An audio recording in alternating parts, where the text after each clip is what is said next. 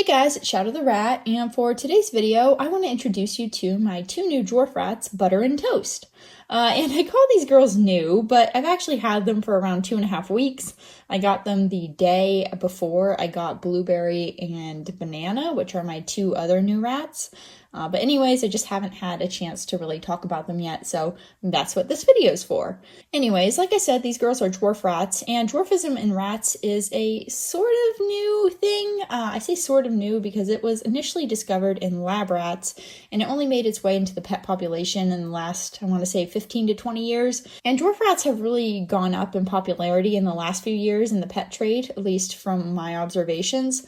And I, in particular, have wanted dwarf rats for around 5 years now, ever since I learned about them, because of one main factor, which is that they are incredibly resistant to the more common types of cancers that rats can develop.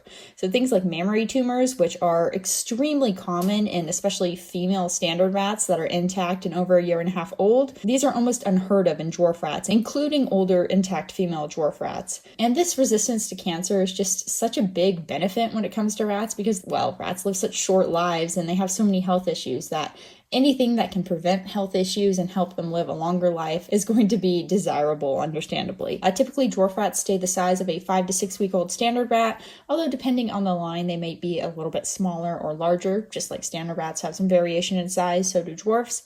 But usually their adult weight is around 100 grams, and this is for both female dwarfs and male dwarfs. Anyways, these girls come from Boggle Brothers, North Carolina rattery.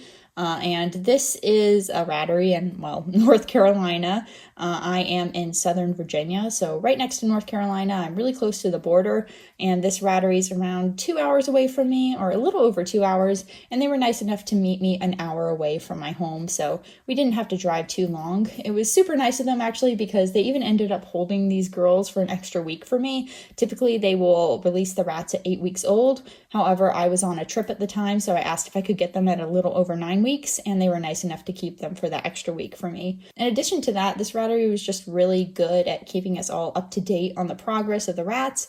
I got weekly updates on them. I mean, I have pictures of them from 1 week old to 8 weeks old, well, actually 9 weeks old, because they even took pictures that last week for me. And of course, I now have pictures of them since I've had them for the last few weeks. But I could really see that their growth plateaued around 5 or 6 weeks old, and seeing them next to their standard siblings was absolutely hilarious because they looked so dang tiny after that age. Because after that age, the standard siblings just left them in the dust as far as growth went. And I guess that brings up another thing I wanted to mention, which is that dwarfism in rats is a simple recessive trait, which means they need 2 copies of it in order to express the dwarfism. However, you can have standard rats, which are carriers for it, mean they have 1 copy of the dwarf gene and 1 copy of the standard gene, which means they will be a standard size. And I believe these girls' mom was a standard rat who carried dwarfism, and I think their dad was a dwarf rat. And this is a pretty typical breeding setup for dwarf rats, simply because the biggest issue with breeding dwarf rats is just that they are actually born the same size as standard rats. So that means that you could have a 100-gram mom who gives birth to babies that are huge for her size. And that is, of course, going to cause some issues, or it could cause some issues because they have to push out such a large baby for their size. Anyways, I'm kind of getting off topic here, but dwarf rats are just really cool, and I am very excited to have some in my group.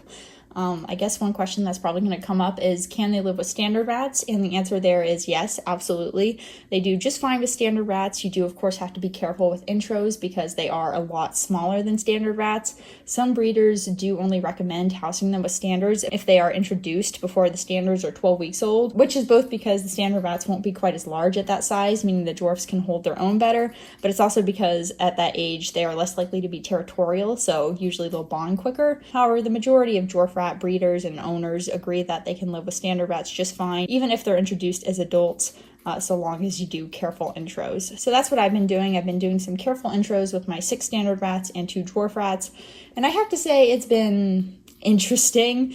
I'm going to do a whole video on intros because they've been going not quite as smooth as I wanted, but I will say that the dwarf rats have been doing pretty well. Honestly, it's 2 of my standard rats who have been causing the most issues with each other. Although the dwarfs have been having some problems with one of my standard rats. She hasn't hurt them. She's just being a bit of a bully to them, which is never great. But they are starting to slowly get along better, and I'm expecting them to be fully bonded in the next few days or so.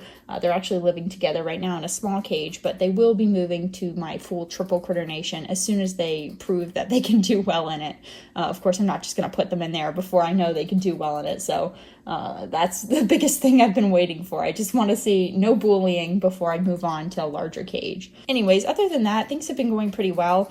The intro has been getting better, like I mentioned, and the dwarf rats are just doing really well in general. They've learned my schedule. They love to come out and play. Butter, in particular, is super into hand wrestling, which is super funny because she's so small. And both Butter and Toast are just really friendly and sweet little rats. Toast does have a bit of a problem, which is an umbilical hernia. I will be getting that surgically operated on tomorrow, which is the main reason I finally went ahead and recorded this video. But that surgery should be very easy, and it should not take very long at all. And I expect her to be pretty much healed in the next few days. Of course, we haven't done the surgery yet, but my vet assures me that it's a very easy surgery with very low risks, so I'm not too worried. I will talk about that more in a future video, but I didn't want to bog up this video anymore. Just know that she's going into surgery tomorrow, and she should be just fine. Anyways, I hope you guys enjoyed meeting Butter and Toast, and I hope you look forward to seeing more videos of them soon. So yeah, that's pretty much it, and I hope you guys enjoyed. Bye!